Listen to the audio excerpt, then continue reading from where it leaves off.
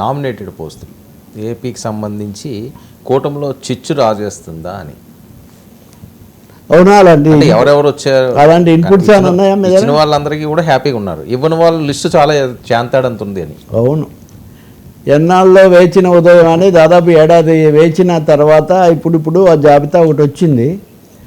అయితే ఆ జాబితాలో సమస్య ఉండొచ్చు. ఇప్పుడు ఉదాహరణకు ప్రెస్ అకాడమీ చైర్మన్, మహిళా కమిషను ముఖ్యంగా భావిస్తారు. ఇది అయిన తర్వాత మాజీ మంత్రి జవహర్ కూడా ఒక ఇది ఇచ్చారు. ఇవన్నీ కూడా ఆలపాటి సురేష్ను ప్రెస్ అకాడమీ చైర్మన్, గతంలో కొమ్మినేని ఉండేవాడు వీళ్ళు ప్రభుత్వంలో, ఆయన మళ్ళీ రాజీనామా చేసి వచ్చి సాక్షిలో తన పనులు అది చేస్తున్నారు. ఆయన సురేష్ చివరి ఏడాది కాలంలో ఇవన్నీ చేస్తూ వచ్చాడు. బహుశా ఆయన 99 న్యూ వేవ్స్ వీటితో కూడా గతంలో ఇక్కడ పనిచేసినట్టున్నారు. నాకు కూడా చిరకాల మిత్రుడు, ఉదయమే అభినందించాను. కాస్త వాతావరణము మీడియా ఇదంతా మళ్ళీ కాస్త పట్టాలు ఎక్కట్టు చూడాలి, అనుభవం ఉన్నట్టుగానే. కాబట్టి న్యాయం చేస్తారని కోరుకోవాలి. ఎందుకంటే అనేక కారణాల వల్ల మీడియా విపరీతంగా విభజనకు గురైన ఒక పరిస్థితి. రాయపాటి శైలజ అమరావతి ఉద్యమం వాటన్నిటిలో ముఖ్య పాత్ర, ఆమె కుటుంబ నేపథ్యం ఇవి ఉన్నాయి. జవహర్ కూడా నిజానికి ఆ మంత్రుల క్యాండిడేట్ అదే ఆ లిస్టు కదా వచ్చారు.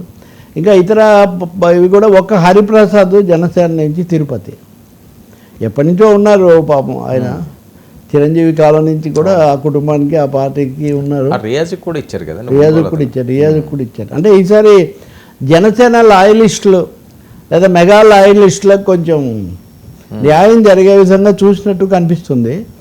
అది ఒక పరిణామమే. బీజేపీ నుంచి ఒక్కరికే ఇచ్చారు, బీజేపీ తరఫున ఒక్కరికే ఇచ్చారు. కాబట్టి అయితే మీరు అన్నట్టు ఆశావహుల జాబితా చాలా పెద్దది. 20,000 మందో 12,000 మందో ఆ దరఖాస్తులు పెట్టారని చంద్రబాబు నాయుడే చెప్పారు. ప్రతి చోట ఆయన కూడా పిలిచేవాడు, ఆహ్వానించాడు. ఇప్పుడు అసంతృప్తులు చాలా ఎక్కువగా ఉండే అవకాశం ఒకటి ఎక్కువగా ఉంది. ఈ కమిటీల్లో కూడా పెద్ద పదవులు, చిన్న పదవులు, ఈ సమస్యలు అనేవి ఉంటాయి. కానీ ఒక దశ అయితే అయిపోయింది, పట్టాలకే ఒక దశ అయితే వచ్చింది. బహుశా బుజ్జగింపుల పర్వం అది కూడా తప్పదు. జనసేన కూడా కొంత అసంతృప్తికి గురి కావచ్చు. 1-2 పదవులే మాకు అన్న దాంట్లో కూడా ఎవరు సంతృప్తి పరచలేరు కూడా. అన్ని పదవులు అందరినీ సంతృప్తి పరచడం కూడా సాధ్యం కాదు. కానీ ఒకటి ఇంకా వాయిదా వేయటం మంచిది కాదు అన్న కారణం వల్లే చంద్రబాబు నాయుడు ఈ నిర్ణయాలు తీసుకున్నట్టు కనిపిస్తుంది. పవన్ కళ్యాణ్ ఆయన ఈ మధ్య 1-2 సార్లు కలిశారు కదా, కలిసి మాట్లాడారు. ఆ తర్వాత ఇంకెక్కడ గవర్నర్ని కూడా కలిసి వచ్చారు. మొన్న గవర్నర్ని ఎందుకు కలిశారు అన్న దాని మీద కూడా చాలా ఊహాగానాలు వచ్చాయి. జగన్ ఏదో ఫిక్స్ చేయడానికే కలిశారని ఒక వర్గం వార్తలు. బహుశా ఈ పదవుల పంపకాలు, రాష్ట్రానికి సంబంధించిన అంశాలు అన్నీ మాట్లాడి వచ్చి ఉంటారు. అమరావతికి హోదా, ఎందుకంటే ఆయన సుప్రీంకోర్టు మాజీ న్యాయమూర్తి కూడా కదా గవర్నర్ గారు. సో ఇలాంటి విషయాల్లో ఆయన సీనియర్గా పెద్దగా కూడా కొన్ని సలహాలు ఇవ్వగలుగుతారు.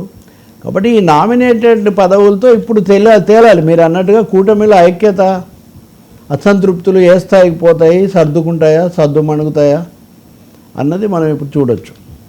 కానీ వీళ్ళైతే వెంటనే రంగంలోకి దిగాలి. ముఖ్యంగా మహిళా కమిషను, ఎస్సీ కమిషను, ఈ ప్రెస్ అకాడమీ ఇట్లాంటివి రంగంలోకి దిగితే తప్ప ఆ రాజ్యాంగపరమైన బాధ్యతల నిర్వహణది సాధ్యం కాదు.